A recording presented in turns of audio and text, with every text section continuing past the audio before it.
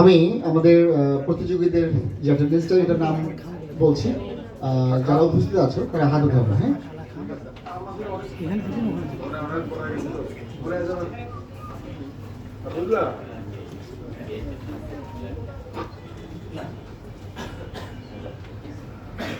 আচ্ছা, নামের আমি নাম ঘোষণা করছি। প্রথমে মোহাম্মদ সামানুজ্জামান।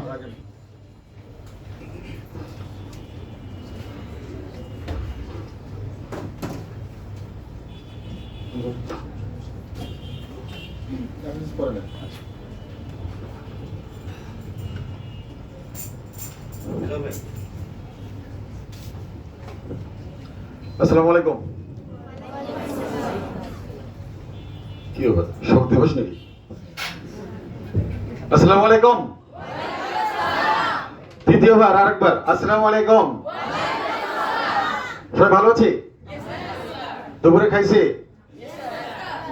তাহলে তো আরো ভালো আছি। আজ কয় তারিখ? 27 সেপ্টেম্বর, ঠিক? আচ্ছা, 27 সেপ্টেম্বর শনিবার, সরকারি ছুটির দিন। স্কুল কলেজ অর্থাৎ শিক্ষা প্রতিষ্ঠান সব বন্ধ। আমরা ঠিক সুন্দর একটা দিনে আজকে সুন্দর একটি বিষয় নিয়ে আয়োজনে আমি হাজির হয়েছি। মোহাম্মদ আকমল হোসেন। সবাইকে এই অনুষ্ঠানে স্বাগতম।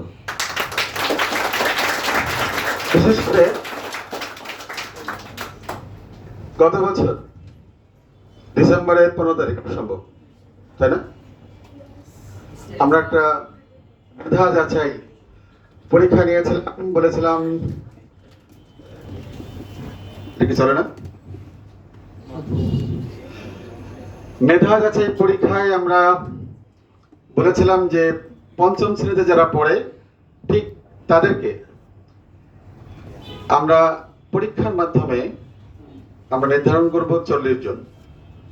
আর সেখানে যারা প্রথম 10 জন থাকবে, এই প্রথম 10 জনকে আমরা এই মঞ্চে নিয়ে আসবো, সবার সামনে, দর্শকের সামনে, সব বন্ধুর সামনে, সবাই এবং সব শিক্ষকের সামনে, অথবা আমাদের যারা বিচার করবেন, দেখবেন, অথবা তার বাবা মার সামনে আমরা যে প্রশ্নগুলি করব সেই প্রশ্নগুলি আমরা সবাই দেখব, উত্তরগুলো কি বললো তাও জানবো।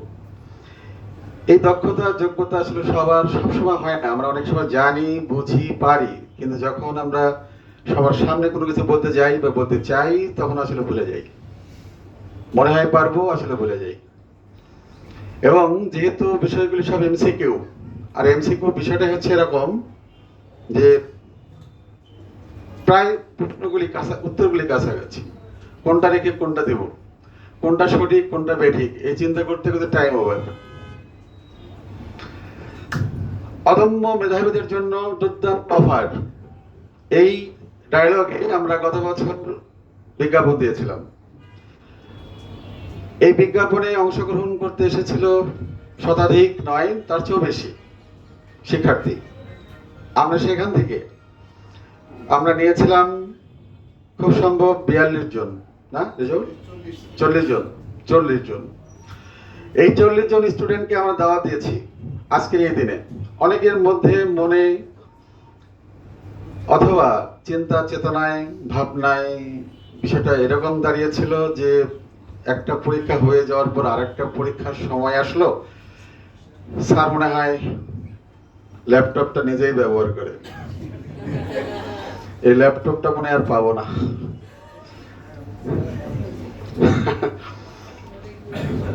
অনেকে চিন্তা ভাবনা করতে করতে আমরা একটা পর্যায়ে চলে আসছে যে চিন্তাটা ভেঙে দেওয়ার জন্য আমি চিন্তাটা ভেঙে দেওয়ার জন্য আজকের দিনটা আমরা চিন্তা করেছি। আজকে কি বিশ্বাস হচ্ছে যে আসলে ল্যাপটপটা আমি ব্যবহার করিনি, কারণ এটা ইনটেক এখনো। এটা ট্যাব ইনটেক না, সাইকেল ইনটেক না, বাইসাইকেল নতুন। এমনটা নয় যে আমি 2 দিন ব্যবহার করেছি।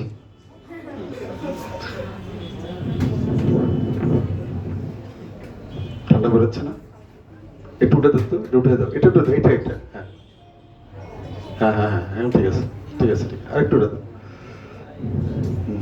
ওকে, তাহলে আমরা সবাই প্রস্তুত? যারা পরীক্ষার্থী, যারা আজকের প্রতিযোগী, তারা কি সবাই প্রস্তুত? প্রশ্ন করা শুরু করব? যদি এমন হয় প্রশ্ন না করে, এখানে লড়াইটা যদি এমন হয়, আমি ল্যাপটপ অর্থাৎ এই মনিটরগুলো সরাই দিয়ে আমি যদি বলি আসো পাঞ্জা লড়ো, যে জিতবে তার ল্যাপটপ, রাজি আছো? এই শক্তি প্রয়োগ করবো? এই শক্তি প্রয়োগ করার দিন শেষ, এই শক্তি প্রয়োগ করার সময় শেষ। বর্তমান যুগ আমরা বলি কম্পিউটারের যুগ, বর্তমান যুগ আমরা বলি আধুনিক যুগ, বর্তমান যুগ আমরা বলি ডিজিটাল যুগ, কিন্তু এখন বলবো বর্তমান যুগ হচ্ছে স্মার্ট যুগ। ঠিক স্যার, কি আপনি স্মার্ট? উনি চেষ্টা করতেছে, স্যার চেষ্টা করতেছে যে স্মার্ট হওয়ার। ধর স্মার্ট হয়ে যান, সমস্যা নেই। স্মার্ট যুগে আসলে আর এই পাঞ্জা লড়ার যুগ আর নেই, এখন যুগ হচ্ছে ব্রেনের, ঠিক না?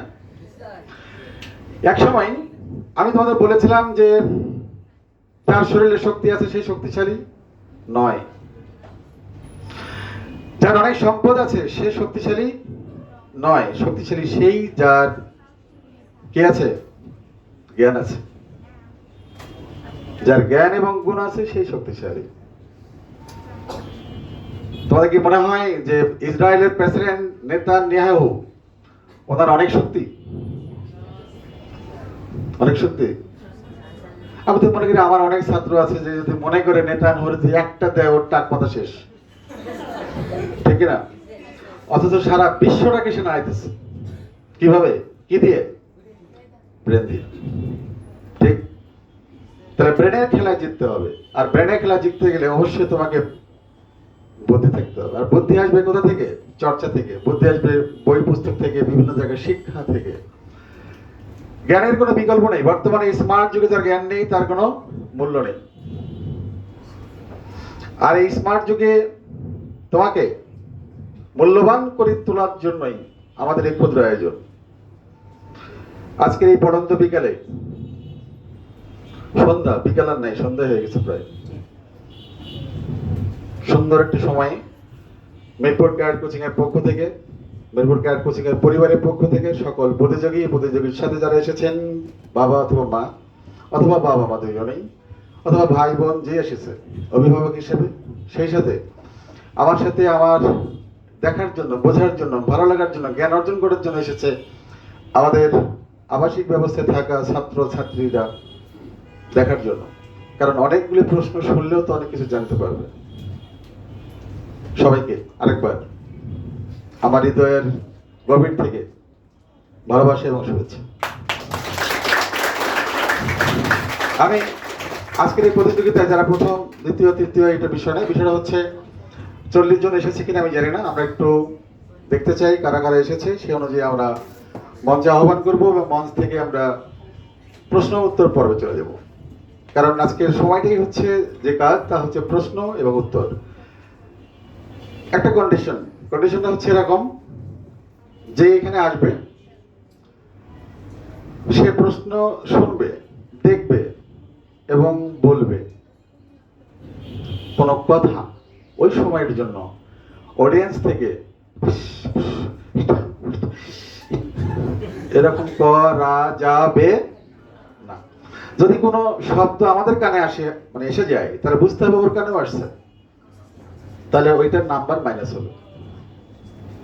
ও প্রাপ্ত নাম্বার থেকে 1 নাম্বার মাইনাস হয়ে যাবে, ঠিক না? আমরা ওকে ছেড়ে দিই, ও প্রতিযোগিতায় অংশগ্রহণ করে কতদূর পর্যন্ত যেতে পারে দেখি। ফার্স্ট হতেই হবে তা নয়, মনে রাখবেন যারা বাবা এবং মা আছেন, আমার কাছে সবচেয়ে বেশি ইম্পর্টেন্ট হচ্ছে সাইকেলটা একটু আগে দিন তো, অল্প একটু, আমি দিতে পারতেছি না। আমার কাছে ইম্পর্টেন্ট হচ্ছে ওইটা যে প্রতিযোগিতায় অংশগ্রহণ করার তার সৎ সাহস আছে, প্রতিযোগিতায় সে অংশগ্রহণ করতে এসেছে, করেছে। প্রতিযোগিতাটা আসলে এমন একটা বিষয়, এখানে অংশগ্রহণ করার সাহস থাকার সুযোগ এবং সাহস এটা সবার হয় না। মনে হয় করব, আসলে একটা সময় গিয়ে করে না। তো যে সকল ছেলে মেয়ে 40 মেধা তালিকায় 40-এর মধ্যে আছে, তারা ধরে নিচ্ছি সবাই মেধাবী, সবাই সাহসী।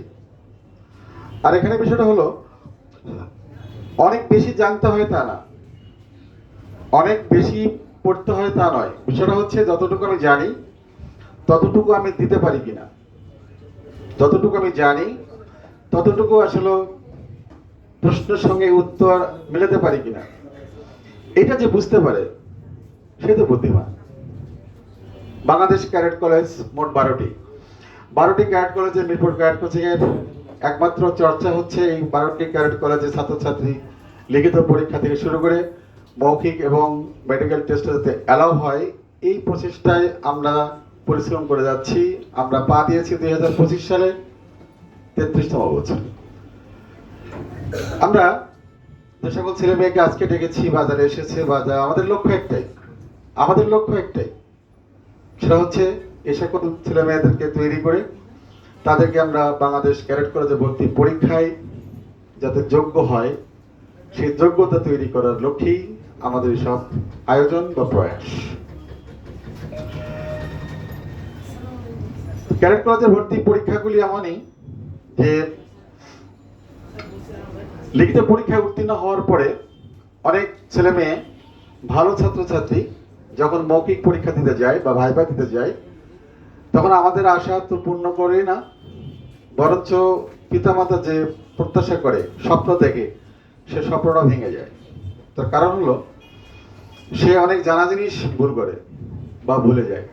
মানুষ যখন ভয় পায় তখন তার জানা জিনিস সে ভুলে যায়।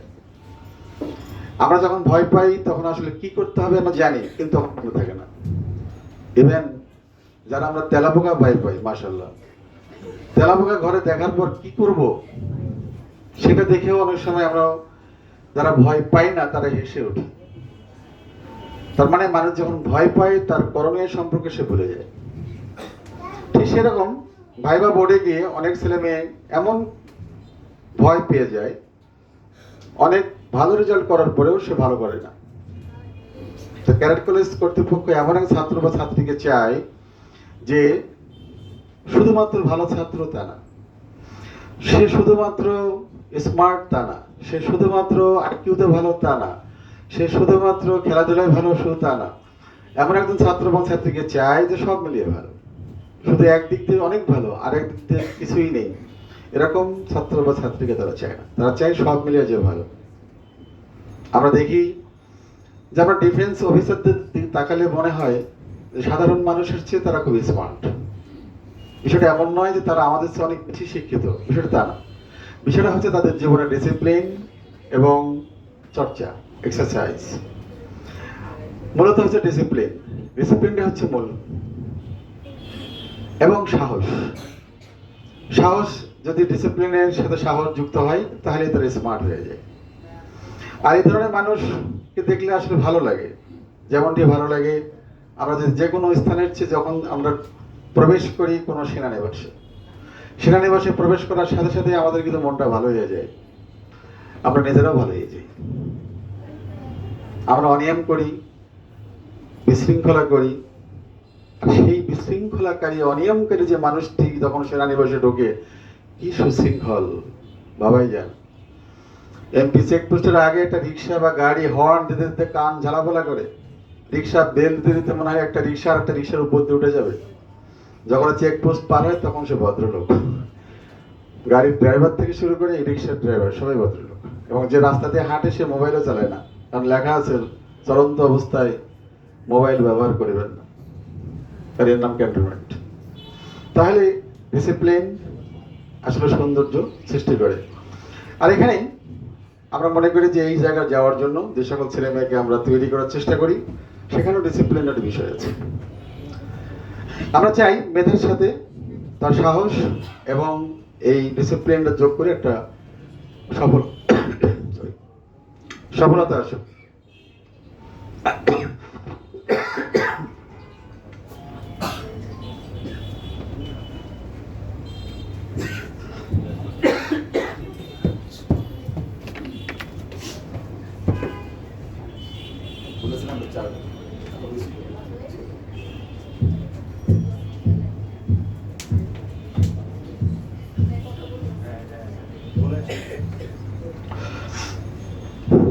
এখন আমরা ডিসিপ্লিন মানি না বিষয়টা তা না, সবাই মানি।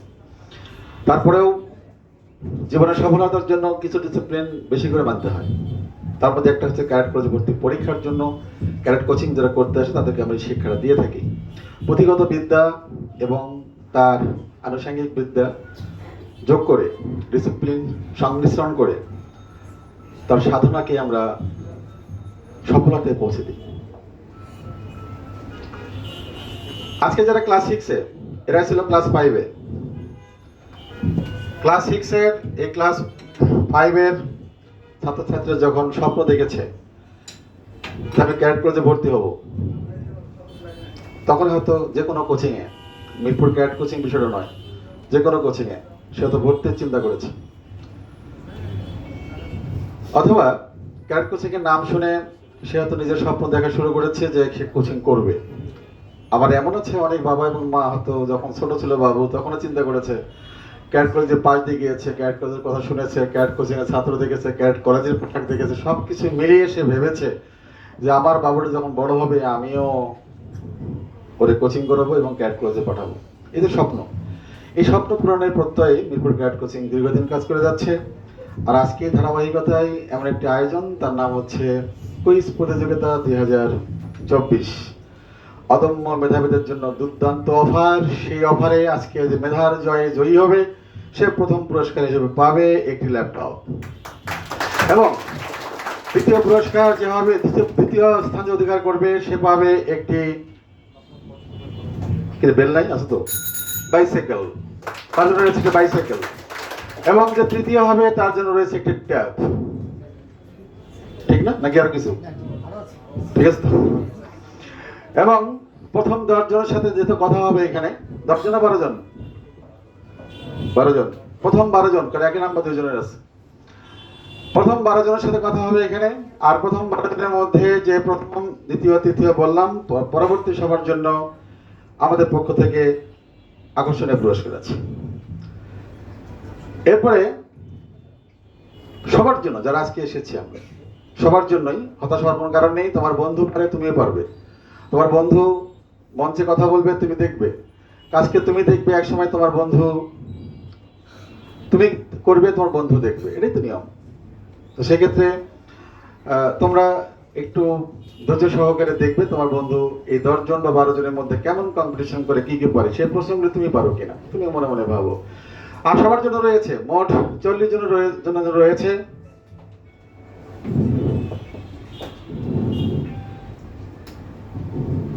দেন না রে একটা ব্যারিকেড সার্টিফিকেট।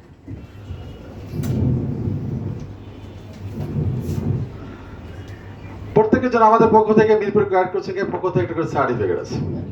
প্রত্যেকে পাবে একটা করে সার্টিফিকেট, কারণ এটা আসলে অর্জন, এটা ক্রয় নয়, এটা দানপত্র নয়, এটা একটা অর্জন। আর যে কোনো অর্জনই মানুষের জীবনের সবচেয়ে বড় সম্পদ। কারণ এটা যদি কেউ ছাপাই নেয়, লেখে নেয়, কারো কাছ থেকে কেড়ে নেয়, এটা কোনো মূল্য নেই। বা এটা সে অর্জন করেছে, এটা মূল্য অনেক। দ্বিতীয়ত, এদের প্রত্যেকের জন্য আমাদের পক্ষ থেকে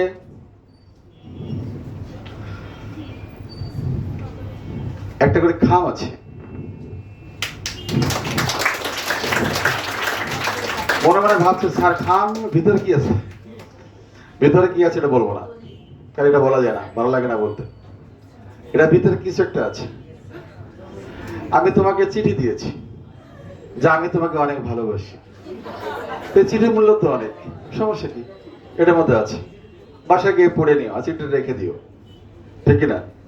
আমি যখন মরে যাব তখন চিঠিটা তোমার সামনে আসলে মনে হবে ওই যে 2025 সালে ওই ব্ল্যাক রোজে আকমল সাহেব বক বক করছিল, একটা খাম দিয়েছিল, খামের মধ্যে চিঠি দিয়েছিল, বলেছিল আমি তোমাদের ভালোবাসি, তুমি তোমার সন্তানদের তখন দেখাবা, দেখছো আজ থেকে 25 বছর আগে আমি চিঠিটা পেয়েছিলাম, ঠিক কিনা? 2003 কি 4 সালে আমি বাংলাদেশ বেতার একটা প্রোগ্রাম করেছিলাম, শিক্ষামূলক প্রোগ্রাম। সেই প্রোগ্রাম করার পর আমাকে 275 টাকা একটা চেক দিল। কত টাকা? 275 টাকার চেকটা আমি এখনো ভাঙাই নাই, এখনো আছে আমার কাছে। মনে হয় এটা 2,75,00,000 টাকা, কারণ এটা আমার অর্জন ছিল। ব্যাপারটা ক্লিয়ার? এই জন্য বলছি যে কোনো অর্জন অনেক বড় সম্পদ। তোমরা প্রতিযোগিতায় আজকে বাইসাইকেল অথবা ল্যাপটপ পাবে, আর আমি প্রতিযোগিতায় আসলে অনেক জায়গায় অংশগ্রহণ করেছি, পাইনি। এই জন্য মনে করতেছি যে আজকে যদি ল্যাপটপটা আমি পেতাম ভালো হতো। তবে আমি যখন 7ম শ্রেণীতে ছিলাম তখন আমি একটা কম্পিটিশন দ্বিতীয় হয়েছিলাম। কম্পিটিশনটা তোমরা জানো না তো কি, অনেকে এটা জানো না সম্পর্কে। সেটা হচ্ছে স্কুলে বার্ষিক ক্রীড়া প্রতিযোগিতা হয়, তোমার আব্বু আম্মারা বলতে পারবে। বার্ষিক ক্রীড়া প্রতিযোগিতায় একটা ইভেন্ট আছে, তার নাম হচ্ছে বাধা অতিক্রম দৌড়। ওকে, সেটা হচ্ছে এরকম, তো আমাদের যে স্কুলে, সেই স্কুলে হাই বেঞ্চ দেওয়া থাকতো আর লো বেঞ্চ দেওয়া থাকতো একটু পরে। লো বেঞ্চের নিচ দিয়ে হাই বেঞ্চের উপর দিয়ে পার হতে হবে। তো লো বেঞ্চের নিচ দিয়ে পার হবে খুব সহজ কাজ? তো আবার কম্পিটিশন কে ফার্স্ট সেকেন্ড হবে। যাই হোক, আমি তো নিজের দিকে তাকাই নেই, দৌড়েছি। পরে দেখি আমার ধরছে একজন, আমি কই কি হয়েছে, কই তুমি দ্বিতীয় হয়েছো। যাই হোক, খুব ভালো লেগেছে। সে দ্বিতীয় হওয়ার পর একটা বিশাল একটা পুরস্কার পেয়েছি, একটা টিনের বাটি। হয়তো তোমার আব্বু বলতে পারবে, কারণ টিনের বাটি তখন ছিল এক সময় আমাদের স্কুলে, যে কোনো স্কুলে যখন ফার্স্ট বড় বাটি, সেকেন্ড মেজো বাটি, আর থার্ড ছোট বাটি। তো ওইটা আমার কাছে মনে হয়েছে এখন পৃথিবীতে আরো বৃহৎ একটা পুরস্কার আমার জন্য। যখন অনেক কথা হলো, আমি কথাগুলো বাড়াচ্ছি এই কারণে যে একটু পরে আজান দেবে, একটু পরে মাগরিবের আজান দেবে। প্রশ্ন শুরু করলে মাগরিবের আজান দিলে ভালো লাগবে না। আমি কথা শেষ করি, আজান হবে, আজানের পরেই আমরা প্রশ্ন উত্তর পর্ব শুরু করব। তো সেই সাথে আমি শুধু আজকে অ্যাটেন্ডেন্স নেওয়ার জন্য বলবো, আমাদের সময়টা, দিনটা, আজকের এই মুহূর্তটা আমাদের জন্য খুব আনন্দের, ভালো লাগার। কে ফার্স্ট সেকেন্ড থার্ড ফোর্থ হবে এটা পরে, এই টেনশন নেওয়ার দরকার নেই।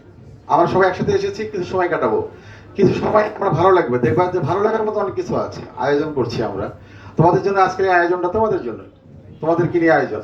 সেক্ষেত্রে মাগরিবের আজানের পরে ঠিক 10 মিনিট সময় থাকবে, 10 মিনিট পরে আমরা প্রস্তুত পর্বে চলে যাব। আশা করি ভালো লাগবে।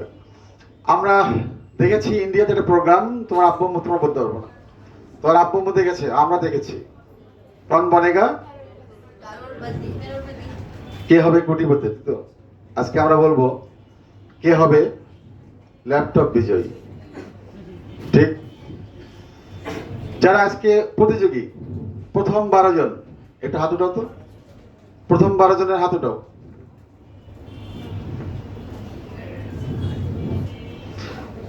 বারো জন কি আসো নেই? 1 2 3 4 5 6 7 8 9 10 11, একজন আসেনি, মনে হচ্ছে 11 জন। এই আজান দিয়ে দিচ্ছি, ওকে ফাইন। তাহলে আজানটা শেষ হোক, আজান শেষ হওয়ার পরেই আমরা শুরু করবো। আর যদি কেউ নামাজে যেতে চান, 5 তলায় জায়গা আছে না, 5 তলায় আমাদের নামাজের একটা ব্যবস্থা করে দেওয়া আছে, করতে পারবেন। সেক্ষেত্রে নামাজের এই 10-12 মিনিট আমি ওয়েট করি, তারপরে আমরা প্রশ্নোত্তর পর্বে চলে যাব। ওকে, থ্যাংক ইউ ভেরি মাচ।